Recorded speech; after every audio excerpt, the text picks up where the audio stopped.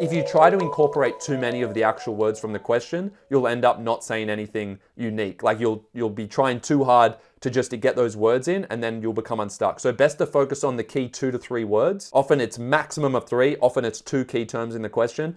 Focus on those when you craft it together. Don't worry so much about the other words. You know, if you can get them in and it fits, that's great. Orwell's use of satirical form, Orwell's use of the satirical form invites the reader to challenge conflicting motivations. Okay, do you mean inconsistent? Could you use a always preference rubric terms to challenge inconsistent motivations regarding, the regarding is a little bit of a funny one, right? You can probably say it without that. Whose motivations? This is where you need to be more specific. Inconsistent, or we could even say paradoxical, the paradoxical motivations of a totalitarian government. Subverting, like, why is it paradoxical? What's the paradox? Sure. So remember, emphasize Winston's struggle out of it more in the second body, though, to keep that, to make those points distinct. Okay.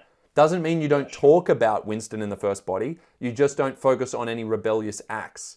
So you can bring that aspect in after. In terms of the paradoxical motivations of the government, they're probably not paradoxical. We won't want to use paradoxical unless we can explain that clearly. Maybe the motivation isn't paradoxical. It's more the behaviors they encourage are paradoxical, like for people to engage in doublethink. So why don't we just say the perverse motivations? There's the word of the question, motivations. What's the important thing I just did there? Adjective before the key term of the question, you're immediately going beyond the question and expanding it. Markers want to see that. That takes you from band 4 to band 6, like that, if you do that every time. Orwell's use of the satirical form, good. You also did it there with satirical form, another word before it. Perverse motivations of a totalitarian government in subverting individualist, I mean, you could talk about what kind of behaviors? You didn't use the word behaviors from what I'm saying. If there's 2 key terms like motivations and behavior, don't focus on one in one paragraph and the other in another. If there are multiple key terms, address them in every paragraph